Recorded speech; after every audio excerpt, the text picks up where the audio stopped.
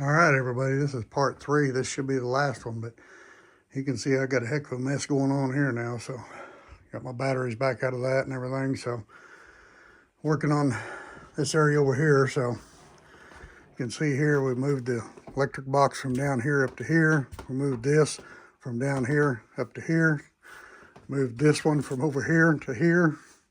Put a piece of plywood up there. Moved my 12-volt light fuse box up to here. And so now we just got done, had to run new power outside for my generator to come in, and I have an outlet out there. We had to run new wire for that. So now I've got my new cables connected to here. And so the next step is to get this battery box out of here and pull all the batteries out of here and slide the new batteries over there and start making all the connections for that. I still have one more set of wires here I need to replace that are too short once I moved that, so not a big deal there. The solar's running right now, and I didn't want to shut that off for now since today is kind of sunny and I'm actually getting some sun, so I figured I'll take advantage of that while I can since I got everything else unhooked and getting that out of the way. So anyway, we're getting ready to start into that, and hopefully see some of this mess cleaned up sometime before long. All right, everybody, welcome back to the channel. So this is part 3 of the battery changeover. Did all this today and didn't film any of it. So I started on this before daylight. It's now almost 6 o'clock in the evening, so about 11 hours today, I guess. Getting all this stuff switched around. So you can see what we moved here, and I think I covered that earlier, but we got the battery box moved, got all the batteries hooked up. Didn't really come out looking quite as neat as I'd hoped, but it's hard on these cables because for some reason, I'm not sure why, I don't really have the answer for that, but when you're running multiple batteries like this, all the cables have to be the same length. I'm not sure why that is, but that's just what I've learned. So anyway, you have to make them all the same length so they fit good in one place, but not so good in another. So done quite a bit of changing around, changed my breakers around here. The reason I did that, I had several comments that kind of breaker is not very reliable. So I'll be changing out my 300 amp one at least, which is the main one. I have a different type breaker coming for that. So I will be putting that on. Got everything else going, the shunts up and going. Moved it, put this piece of plywood up on the wall here and got these boxes here moved over to here. Got my 12-volt power supply moved over on this wall as well. Got the reprogramming done on this.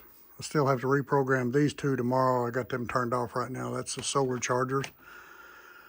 So anyway, I think we got a lot of it done. I still got a lot of cleaning up to do. Holy mackerel, man. You're talking about having a mess in here today now. I mean, we had a mess. So I got a lot to get done yet before I can quit. But I want to show you what an update was on that with all the cables on. Everything is hooked up and running. So now we'll see how they hold up. So I'll go ahead and document my today's date on my box here so I don't forget, and then I'll keep everybody updated on how well this is all doing. So, but that's what it's going to look like. I'll probably wind up having to hang a curtain over the front of it or something. It's kind of ugly, but the rest of the cabin's ugly too, so it just is what it is. But I'm pretty excited to get those into place and give those a try. We got the others hauled out here today and got them hauled up to Perry's. So that'll be one of the next projects is getting all those connected into his existing battery bank. So that's going to be another chore all in itself. But I want to get this one here out of my way first and get it all completely done. But anyway, you can see I put the Power Queen stickers on the batteries so you can actually see them. But again, 300 amp Power Queen batteries. 6 of them, so it's a pretty good size bank.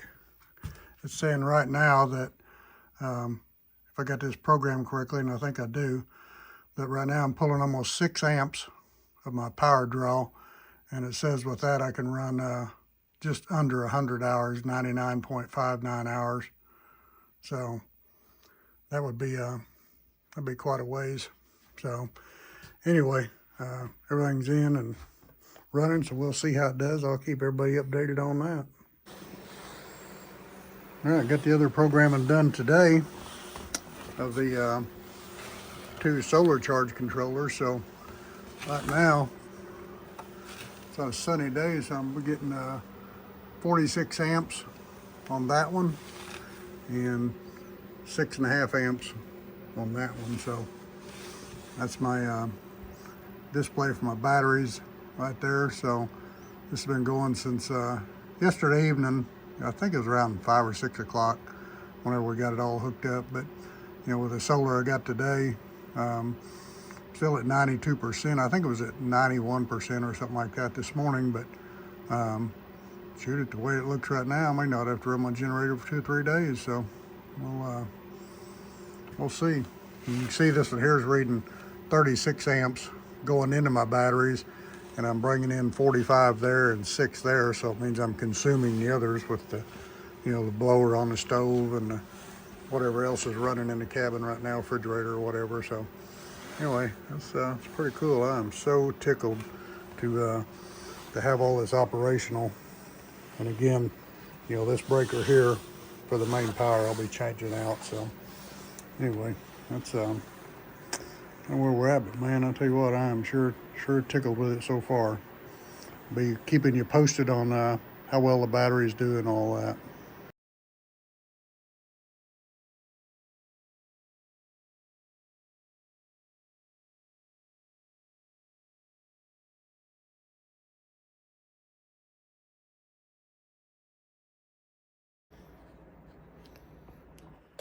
All right, we're back now for part 3 on the Power Queen battery upgrade.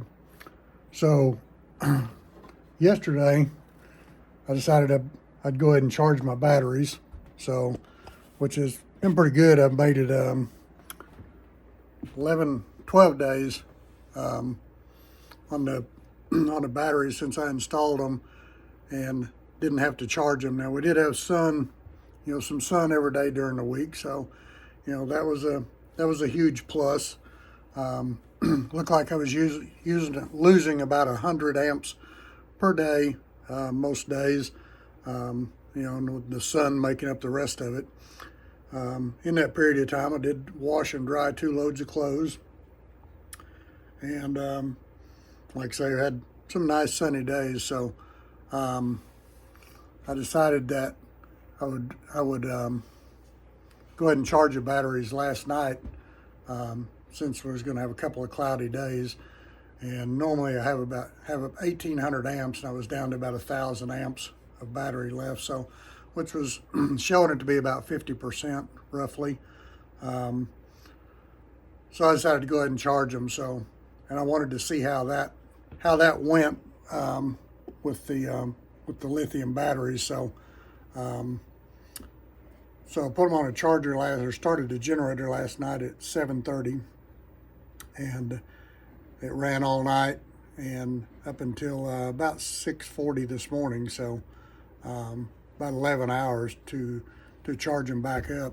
So I thought that was pretty good. Now the nice thing with the lithium batteries versus the lead acid batteries is the lithium batteries here were able to charge 65 amps, which that's all my charger puts out, and that's actually what the batteries are recommended to charge at. So it was able to charge at 65 amps from the time I turned the generator on all the way up until they shut off this morning. So now what they did is, you know, as the charge came up on them, you know, once it hit 14.5 volts, then they just shut off. They were done. So it charged steady at 65 amps all the way up until then with no hesitation. Once it hit that, then they disconnected, and then it settled back down to the float voltage. So So 100% of the time was charging at 65 amps. Where on the lead acid batteries, you know, it would charge at 65 amps to begin with, but it would start dropping down, probably within, 30, 40 minutes, it'd be down to 40 amps and then, dropping on down from there. Now, those batteries I have right now are, well over 3 times, probably getting close to 4 times the usable power that I had on my other batteries. So 6 of these is a big battery bank for 12 volts. And if you look on their website and in their book, they only recommend hooking up 4 in parallel. However, I did call Power Queen, and they said that they had been testing in the lab, and they've tested as many as 8 and not had any trouble. So he said I wouldn't have any trouble running 6 of them in parallel. So that's what I wound up with, was buying was 6 of them. So so I'm really, really happy right now with what I got. Now, for what I've got in these, there's some other Chinese companies out there where you could buy like a 24 volt single standalone battery, which would be nice, clean looking and all that, but it's quite a bit more cash outlay up front. And what I wanted to do with these originally, I wanted 6 of them, but when I bought them, I could only afford 4 of them, and I was going to buy the other 2 a little bit later, which I did. And so you wouldn't be able to do that buying one of the big, single batteries. So and if one of these go bad, I can always replace one of them, even though you really probably aren't supposed to if they've got some age on them, but I'm certain it can be done. So may not be perfectly ideal, but I'm quite confident that it would probably work.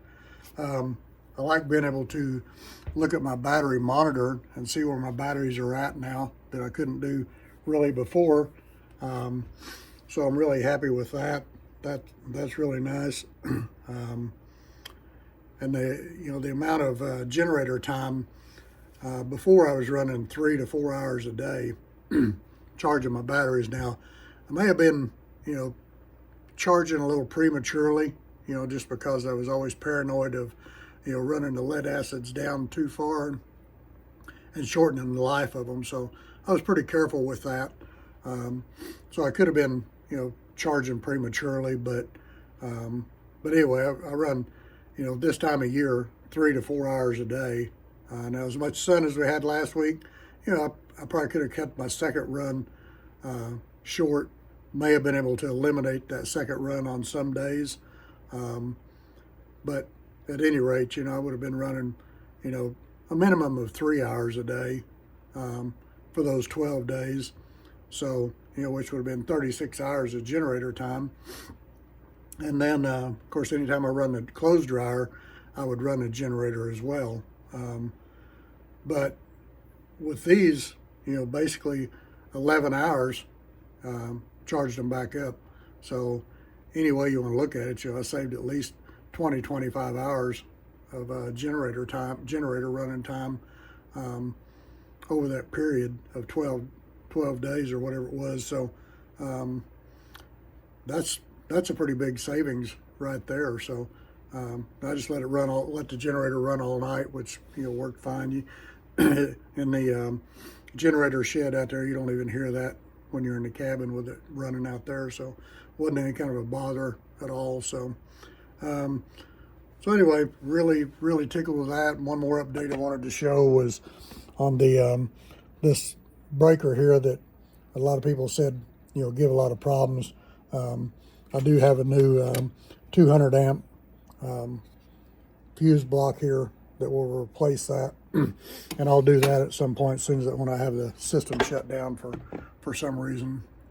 So, or if that poops out on me, I'll go ahead and change it. But otherwise, I'll get to that at some point. But I got the other batteries up to my brother's house, got them installed, and they're working good. So those batteries still have a lot of life left in them.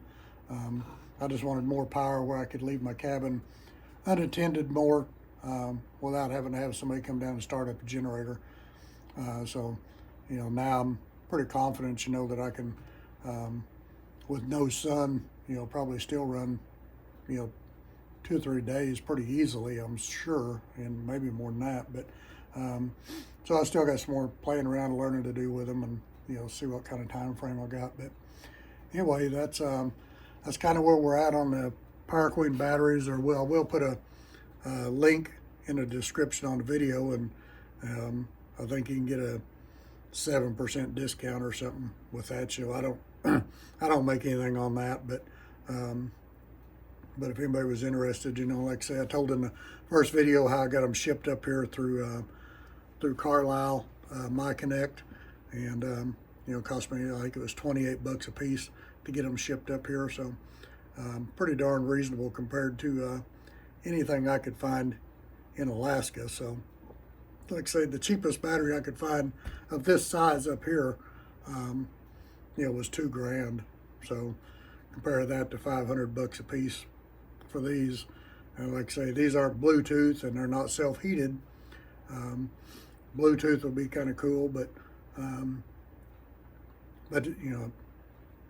that's just not something I really needed, and I didn't really need them to be heated because they're in the cabin. So, but anyway, that's kind of where the battery situation is. Tickled to death with it.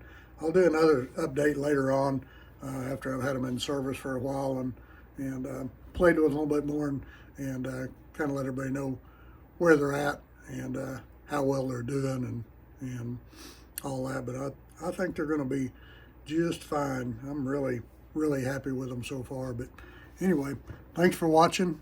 Appreciate it.